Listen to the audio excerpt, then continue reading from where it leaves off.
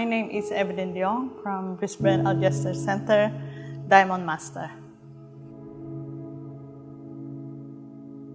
I was born in the Philippines. I'm Filipino, of course. I grew up in the church.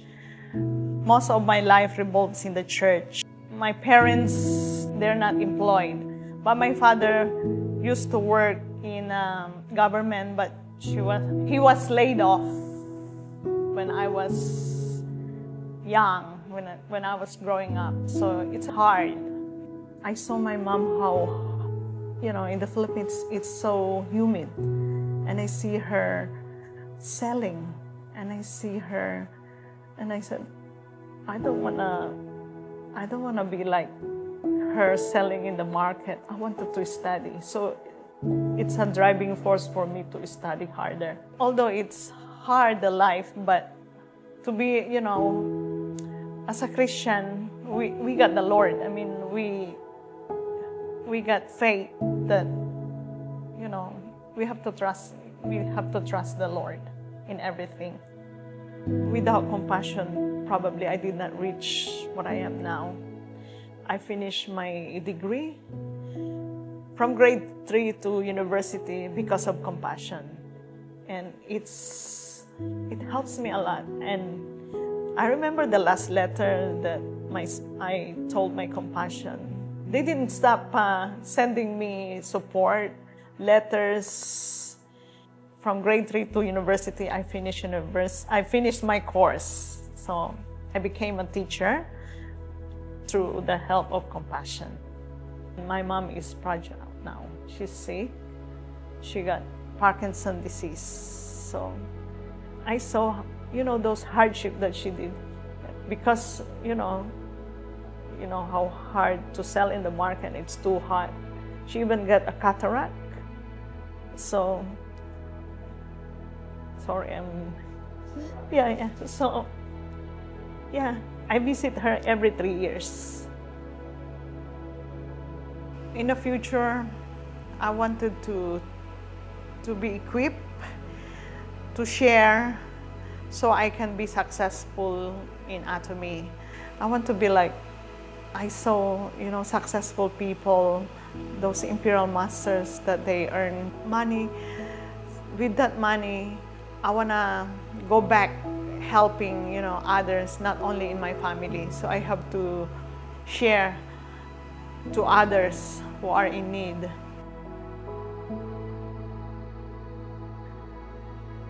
Without me, my mom cannot buy her medicine. She got no pension. She got no Centerlink. She got nothing.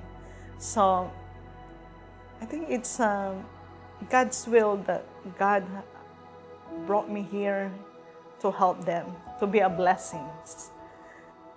God released me from the poverty, releasing children to poverty, and I'm one of them. So I want to be a blessing to others and to be a blessing to my mom. So that's why it's God's will that brought me here to help.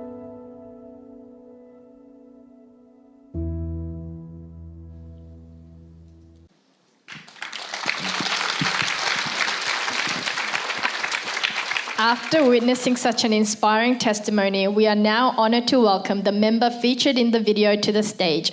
Also, Compassion Partnerships Manager Simeon Davidson to share with us a bit more about compassion and the experience. Please give a warm round of applause to Diamond Master Evelyn Leung and Compassion Partnerships Manager Simeon Davidson.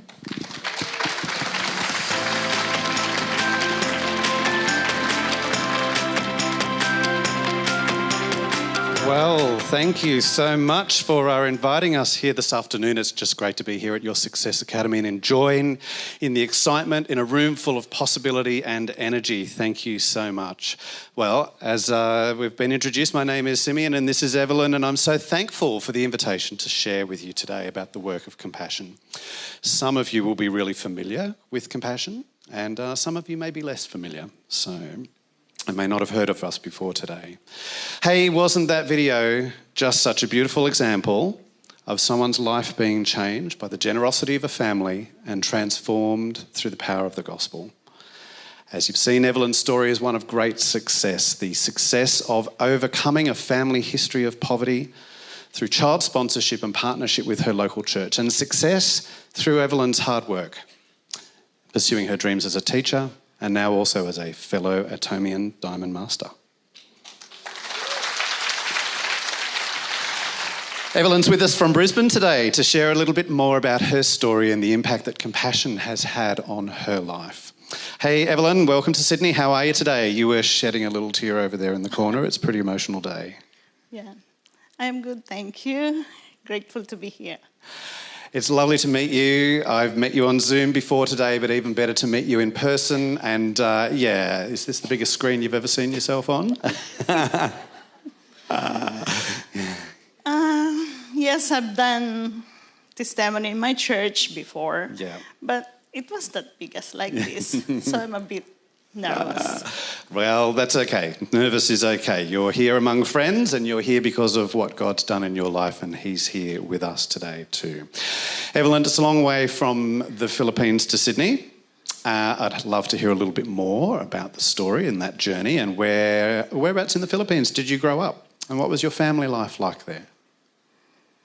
I grew up in the city called Dagupan in Pangasinan. The city has really a beautiful scenery.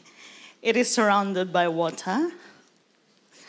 Pangasinan is known for an island hopping, seafood, and salt. And most of the people have a simple life, very easygoing and relaxed. I grew up in a local church with my brothers and cousins. I didn't realize I was poor until a certain age. I realized one day we had less things than other kids at church, less toys and stuff. I was still happy though. The happiest day of the week is Sunday when I go to church. My grandparents were Christians, and both of my parents were Christians too. I guess they take after my grandparents. My parents dedicated their life in the church as volunteers, and my father was one of the leaders in our church too. Of course, it was natural for me to be involved in the church from early age. And now I have a daughter who is active too in the church. That's wonderful. I love that. And I can say from my own shared experience with you that it's great to inherit a heritage of Christian faith, but even more blessed when our children choose to follow that. So that's a wonderful story. Now, there's always two sides to every location, the bright and presentable tourist image, and the challenging conditions of life in sometimes crowded city streets. You said in the video that it was often hot and humid and hard work for your mum. What other memories do you have of life in Pangasinan? My mom couldn't go to university, unlike my aunties, because she was sick as younger. In the Philippines, if you're not educated, all you can do is selling in the market. I'm not saying that's bad. It's not a bad job. But 5 a.m, she sells fruits in the market. I was left alone at the age of 9 and 10 with my brother.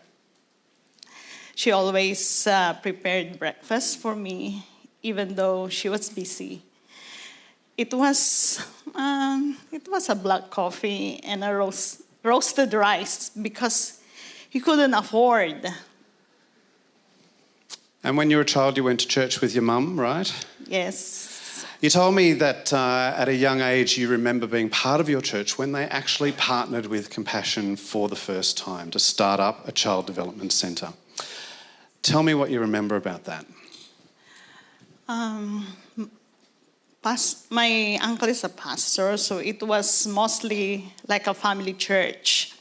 It was a small church, but after Compassion came, people registered to it, so it helped. I was 8 or 9 years old. that time. I was so happy that I've got a sponsor. My mom even got me new shoes, and even though it was expensive, it was very special memory. Basic needs, and I could afford backpacks, milk, and stationaries, toiletries because of compassion. Because English is not our first language, my mom asked my teacher to help writing a letter for my sponsor in English. Later, when I was a little bit older, uniform and tuition fee and health needs. Now, I'd love there to be a grand reveal today and for me to introduce your sponsors all the way from the USA, but unfortunately that's not going to happen. Do you remember when you were first told that you had a sponsor and how that made you feel? I felt so special. I remember they said they had a photo, a picture with their family photo in their house. It was overwhelming, of course. I wrote the last letter. Should I tell the Good Samaritan? Should I tell? Yeah. Yeah. My sponsors look like the Good Samaritan. And I remember the story, the Good Samaritan, in my Sunday school, that the love of Jesus. So my understanding is that your wonderful sponsors were with you for the entire journey at Compassion, from the time you were that 8 or 9-year-old child until you graduated from the program at the age of 20. If you could pass a message on to them today, what would that be? If I were to meet them today, I would like to say from the bottom of my heart, thank you. And I would like to, I feel the unconditional love from you, just like Jesus love, and shaped me become who I am now. Fantastic. At Compassion, we talk about releasing children from poverty in Jesus' name. There must have been times as a child when the future looked pretty uncertain. Can you share how the mentors and staff at Compassion helped you in your faith journey? Yes, I remember them teaching Compassion kids about the gospel. I think it is important that we thought about God's words at the early age. It shaped me and who I am today, a good servant. They also encouraged me to study hard and doing well so I could get a scholarship from Compassion. So I think it's fair to say that Compassion changed your life. Now you're a mum and you're living in Brisbane, you're a Diamond Master, and as you reflect now on the time you had at Compassion, what stands out for you most? If it wasn't for Compassion, I would be probably ended working in the market. Like my mom, I wouldn't be able to find a good job without a degree. I think I needed most was not only a basic needs, but also the Word of God, the act of God, and I felt those. They were like good Samaritans from the Bible. I felt God's love from my sponsor, and so that to inspire me to be a channel of blessings to other people today. So what does it look like to help other people at this time in your life? I am heavily involved in the church. I teach recreational activities at the nursing home because they remind me of my mom. I would like to visit my mom more often if I had opportunity. Yeah. Now, I could help my mom financially from Australia, and that is possible because of Atomy. And even though I'm not making much money now, I feel safe and working this business, which is hold the same values as Compassion. it's tough. Yeah, and you're really proud of that. That's wonderful. And it's a tough gig being a pastor in a church, and even tougher when you're responsible for a program with 100, 200 or maybe more of the most disadvantaged kids in a neighbourhood. Why do you think these guys do it? Philippines is in a very hard situation now, not only financially, but also spiritually. Compassion helps kids with basic and spiritual needs. They will give them the ability to be independent. The younger generation in the Philippines would be hopeless and lost without Jesus. Evelyn, thanks so much for being with us today and for adding a human dimension to what otherwise might just be a bit of a conceptual thing for us here in Australia. So thank you for joining us. You can relax now. You've done your bit. Give her a clap.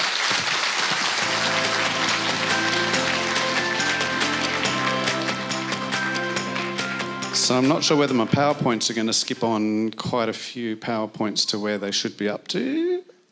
Maybe. Anyway, you'll have worked out by now that I'm here because I've got something to ask you, something to invite you to be a part of today. You've heard and you can see how compassion has changed the life of one child. Now this bold and generous and equipped and courageous woman that shared her story with us today. And that story is replicated across the world, thanks to the obedient response of a man named Everett Swanson. It's 70 years since Reverend Swanson first went to Korea to preach the gospel to the troops serving in the war there. But God placed a young boy in Everett's way. But the boy didn't say a single word to him. Instead, he stole his coat.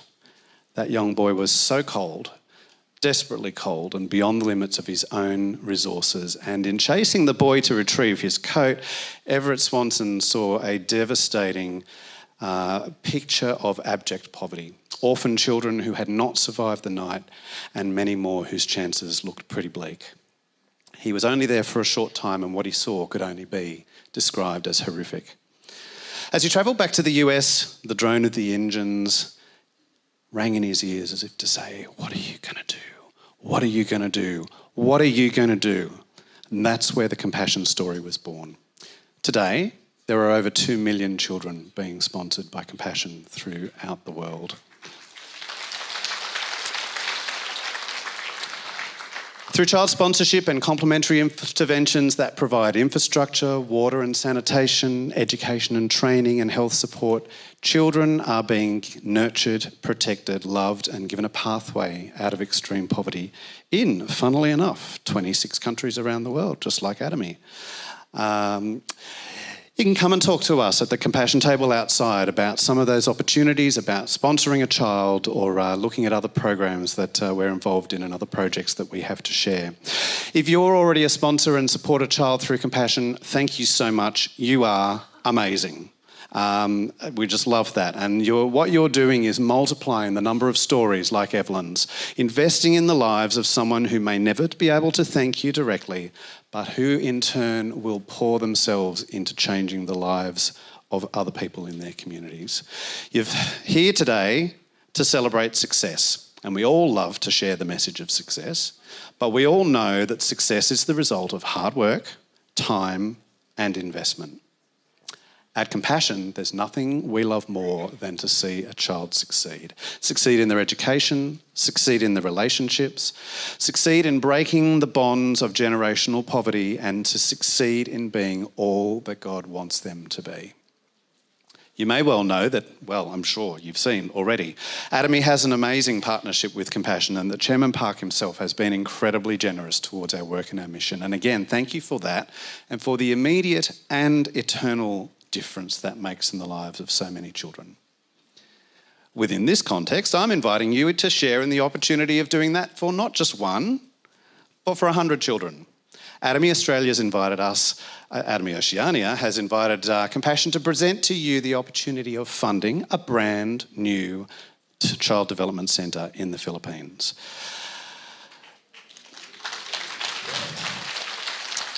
You've heard Evelyn speak about the transformation that came to her and her community because of what Compassion was able to do for her and many other children. Children who have now gone on to succeed in many other ways and who have sown the spiritual and financial seeds that have been planted and borne a harvest in their lives. How great would it be if from this room today we could make that a reality for a whole new community?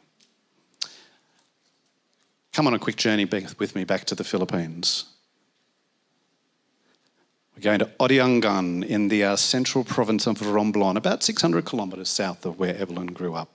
Just like Evelyn's hometown, there's beautiful things, there's wonderful people, but just like Evelyn's hometown, there are people in desperate need. Most of the residents in this area are farmers or fishers or vendors, and they don't have enough money to buy seed, and their fishing resources are very basic.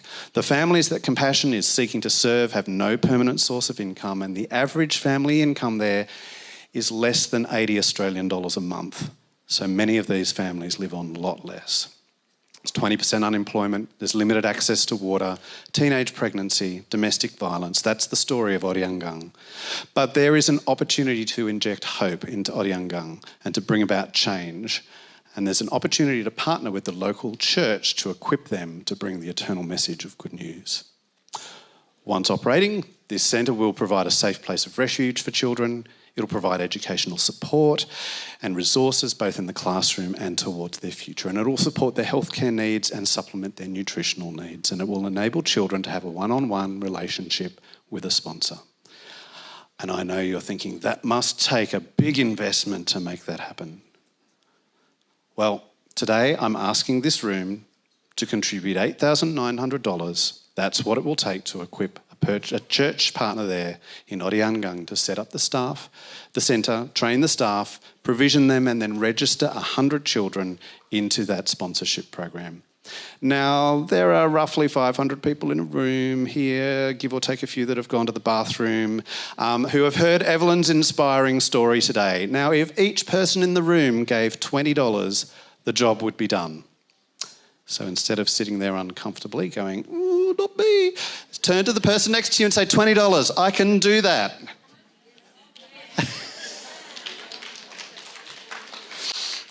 Everyone in the room knows how to scan a QR code these days, and you can see it up on the screen, or you can come and see us at the table later on and see that same QR code. It will take you to a Raisley page where you can make an online tax-deductible donation using your credit card.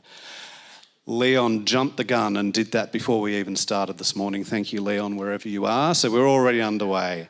But don't feel limited. It would bring me great joy if at the end of the afternoon I came back and said, I'm sorry, I've got to find another project because you guys are just all too generous. That would be a success.